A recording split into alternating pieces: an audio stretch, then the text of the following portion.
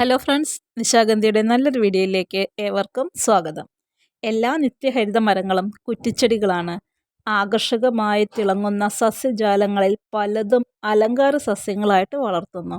8 metre ഉയരത്തിൽ സാവധാനം വളരുന്ന കോണാകൃതിയിലുള്ള ഒരു വലിയ കുറ്റിച്ചെടിയോ ചെറിയ മരമോ ആയി വളർത്താൻ കഴിയുന്ന യൂജീനിയ യൂണിഫ്ലോറയാണ് നമ്മുടെ ഇന്നത്തെ അതിഥി. ഇതിൻ്റെ ഇലകൾക്കും ശാഖകൾക്കുമൊക്കെ മസാലകൾ നിറഞ്ഞ സുഗന്ധമുണ്ട്. ഇതിൻ്റെ ഇലകൾ അനുപൂർണങ്ങളില്ലാത്തതും തിളങ്ങുന്നതും എതിർ ജോഡികളായി പിടിച്ചിരിക്കുന്നതുമാണ്. പുതിയ ഇലകൾക്ക് വെങ്കലം, ചെമ്പ് അല്ലെങ്കിൽ ചെമ്പ് പിങ്ക് നിറത്തിലൊക്കെ കാണാൻ കഴിയും.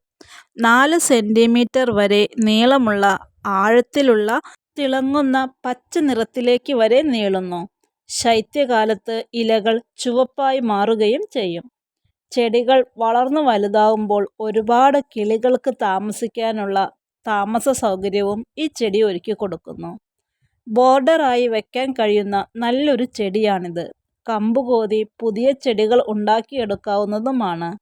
വെള്ളം ഒത്തിരി ഇഷ്ടമുള്ള നല്ലൊരു ചെടി കൂടിയാണ്.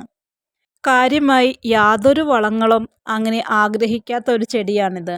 എന്നിരുന്നാലും മഴക്കാലത്ത് പ്രൂണിങ് കഴിഞ്ഞാൽ നല്ലൊരു വളം നമുക്ക് ഇട്ട് കൊടുക്കാവുന്നതാണ്.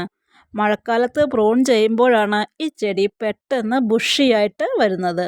തളിരിലകളിൽ പുഴുക്കൾ കണ്ടുവരുന്നതാണ് പ്രധാന കീടബാധയായിട്ട് വരുന്നത്. പുഴുക്കൾ വന്നു കഴിഞ്ഞാൽ തളിരില മൊത്തം നഷ്ടമാകുന്നു. പുതിയ തളിരിലകൾക്കാണ് ഈ കാണുന്ന നിറം വരുന്നത്. അത്തരം ഇലകൾ നഷ്ടമാകുമ്പോൾ ചെടിയുടെ ഭംഗി തന്നെയാണ് നഷ്ടപ്പെട്ടു പോകുന്നത്. അതുകൊണ്ട് തന്നെ പുഴുശല്യം ഇല്ലാതിരിക്കാനായി മരുന്ന് അടിച്ചു കൊടുക്കേണ്ടതുണ്ട്. നമ്മൾ ചട്ടിയിലാണ് ഈ ചെടി നട്ടു കൊടുക്കുന്നത് എങ്കിൽ ആ ചെടിയുടെ വളർച്ചയ്ക്കനുസരിച്ച് ചട്ടി മാറ്റി മാറ്റി വെക്കേണ്ടതുണ്ട്. നമ്മൾ കൊടുക്കുന്ന അടിവളത്തിൻ്റെ അളവ് അനുസരിച്ചാണ് ചെടി പെട്ടെന്ന് തന്നെ വളർന്നു വരികയുള്ളൂ. മേൽവളത്തേക്കാൾ ഈ ചെടിക്ക് ഏറ്റവും അത്യാവശ്യം അടിവളം തന്നെയാണ്. വേനൽക്കാലങ്ങളിൽ ഈർപ്പം നിലനിർത്താനായിട്ട് തേങ്ങയുടെ തൊണ്ടോ മറ്റ് കരിയിലകളോ അങ്ങനെ എന്തെങ്കിലുമൊക്കെ വെച്ച് പുതയിട്ട് കൊടുക്കാവുന്നതാണ്.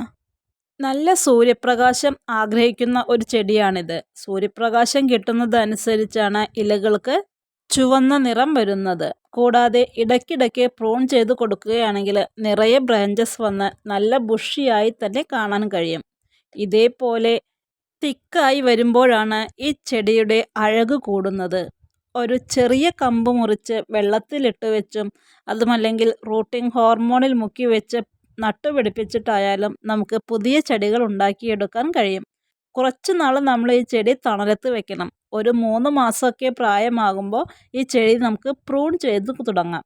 മഴയും മഞ്ഞും വെയിലൊന്നും ഈ ചെടിക്ക് യാതൊരു പ്രശ്നവുമല്ല.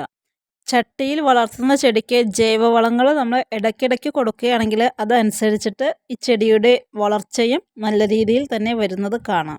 ഇത്തരത്തിലുള്ള ചെടികളെല്ലാം ഇഷ്ടപ്പെടുന്നവർക്ക് വളരെ എളുപ്പത്തിൽ വീട്ടിൽ വളർത്തിയെടുക്കാൻ കഴിയുന്ന നല്ലൊരു ചെടിയാണിത്. ഈ യൂജീനിയ ഇനത്തിൽ ഒരുപാട് വെറൈറ്റീസ് ഇന്ന് നമ്മുടെ വിപണിയിൽ ലഭിക്കാനുണ്ട്. അപ്പോൾ ഈ കാണുന്നതെല്ലാം നമ്മുടെ ഔട്ട്ലെറ്റിൽ വന്നിട്ടുള്ള പുതിയ പ്ലാന്റ്സ് ആണ്. ആവശ്യമുള്ളവരുണ്ടെങ്കിൽ ഒന്ന് മെസ്സേജ് ചെയ്തോളൂ. പ്ലാൻസ് നമ്മൾ അയച്ചു തരുന്നതായിരിക്കും കേട്ടോ. അപ്പോൾ മറ്റ് നല്ലൊരു വീഡിയോയുമായിട്ട് അടുത്ത ദിവസം വീണ്ടും കാണാം. Okay, by.